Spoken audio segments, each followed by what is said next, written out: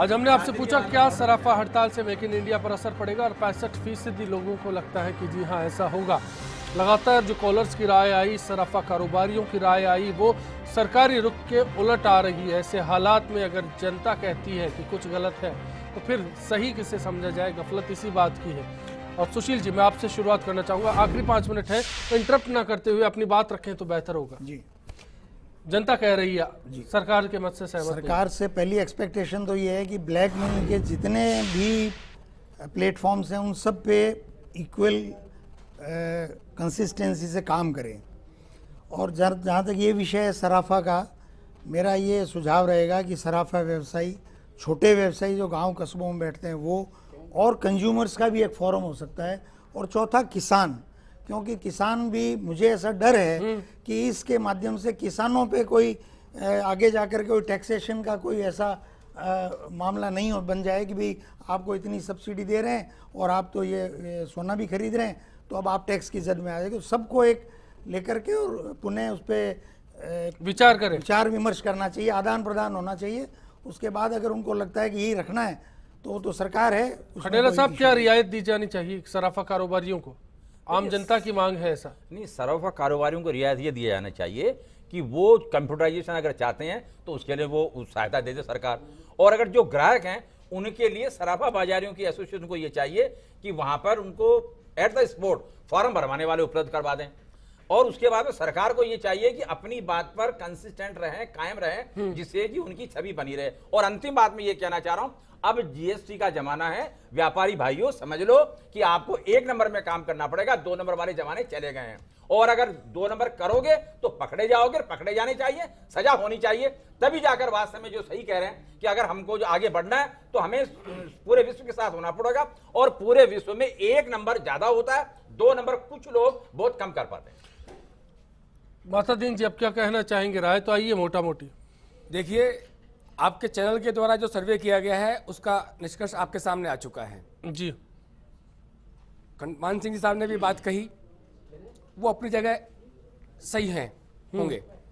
मैं सरकार से यह कहना चाहता हूं कि जब गोल्ड इंपोर्ट हो रहा है, सरकारी आंकड़ों के हिसाब से 950 टन सोना भारत में प्रतिवर्ष आयात होता है, उसके ऊपर 10% की कस्टम ड्यूटी व्यापारी से ली जाती है, आयात शुल्क लिया जाता है। एक तरफ हम सरलीकरण की बात करते हैं, एक तरफ हम मेक इन इंडिया की बात करते हैं। इसमें सरलीकरण कहां हुआ? पाश्चात्य अवधारणा के पीछे तो हम पैन कार्ड की अनिवार्यता को लागू कर रहे हैं, किया जाना चाहिए, व्यापारी वर्ग उसका समर्थन करता है और करेगा। लेकिन पश्चिमी अवधारणा को फुलफिल भी किया जाना चाहिए, इसके ऊपर भी गवर्नमेंट को ध्यान देना चाहिए।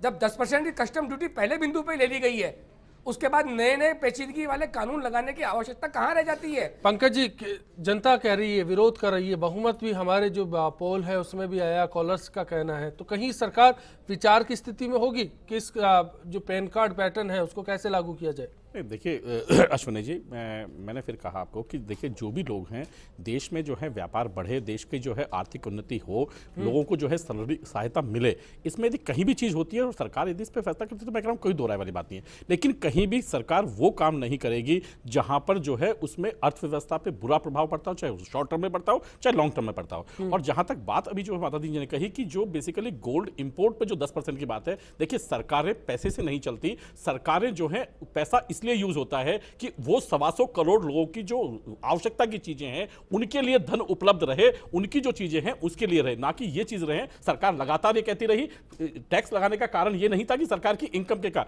सरकार लगातार कहती रही कि जो है सोना यदि कम आयात होगा तो हम टैक्सेस में रिबेट देंगे, लगातार हम छोड़ देंगे, टैक्स रिबेट था। देखिए मैं देखिए आज लास्ट बात है ना, लगातार कहा कि जब बेसिकली हाईएस्ट अमाउंट से ज्यादा इलेक्ट्रॉनिक चीजों के ऊपर भारत से विदेशी धन बाहर जा रहा है। आप इसके आंकड़े उठा के देख लीजिए। मैं फिर दो चीज, मैं अभी आ रहा हूं आपके पास, जो चीजें हैं मैं देखिए मैं आपको फिर कह रहा हूं, आपको जो आपने कहा ना कि आज गोल्ड से ज्यादा जो है, क्योंकि आप जिन बात की इलेक्ट्रॉनिक्स की बात कर रहे हैं वो बात कर रहे हैं मोबाइल्स की, ये बेसिकली किसी टाइम के ऊपर जो है ये बेसिकली हो सकता है लग्जरियस चीज हो, लेकिन आज की डेट में जिस तरीके के जो है एप्स हैं, जिस तरीके की सुविधाएं हैं, जिस तरीके की हैं, शायद हर एक व्यक्ति की जो है ये एक आवश्यकता बनती जा रही है। चलिए कमल जी, आखिरी में आपके पास में आ रहा हूं इस डिबेट को कंक्लूड करने के लिए। जी कमल जी, आपको क्या लगता है 1 साल बाद की स्थिति क्या होगी?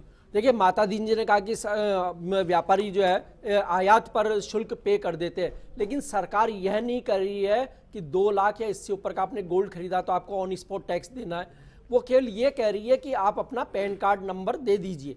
नंबर देने में क्या दिक्कत है? न तो उस समय टैक्स मांगा जा रहा है, न उस समय व्यापारियों पे कार्रवाई की जा रही है कानूनी, न उसमें उपभोक्ता पे कार्रवाई हो रही है। अगर मैं कोई चीज ले रहा हूं और मुझे डॉक्यूमेंट, लीगल डॉक्यूमेंट मांगे जा रहे हैं, लीगल अर्थव्यवस्था पूरी की जा रही है, तो कोई भी सरकार हो, चाहे कांग्रेस की हो, चाहे बीजेपी की हो, चाहे किसी भी अन्य दल की हो, उसमें लोगों को परहेज नहीं होना चाहिए। बात नहीं देंगे कहां से? नहीं तो भारत की 86% जनसंख्या के पास पैन कार्ड ही नहीं है। फार्म भरे अरे साहब सरकार आप कह रहे हैं 2 नंबर का पैसा, तो फिर सरकार खोजे ना 2 नंबर का पैसा। लेकिन उसका फार्म भरने में क्या जस्टिफाई करेगा व्यापारी? किसान के पास तो पैसा कैश होता है यार, जस्टिफाई कैसे करेगा कि आप जो पैसा लेके आए हो 2 नंबर का? गोल्ड बायर भी बेसिकली 10% दे।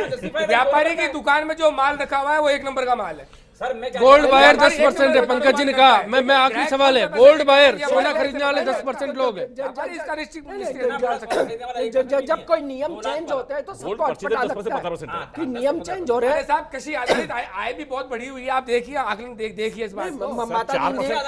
4% लोगों के पास में टोटल 85% गोल्ड जो है 4% लोगों के पास में। कमल जी मैं आपसे क्लोज करना चाहूंगा, कुछ कह रहे हैं, बात पूरी कर लीजिए। देखिए जब कोई नियम चेंज होते हैं किसी भी चीज के तो सबको अटपटा लगता है। वो एक सिस्टम में हम बरसों से चले आ रहे हैं।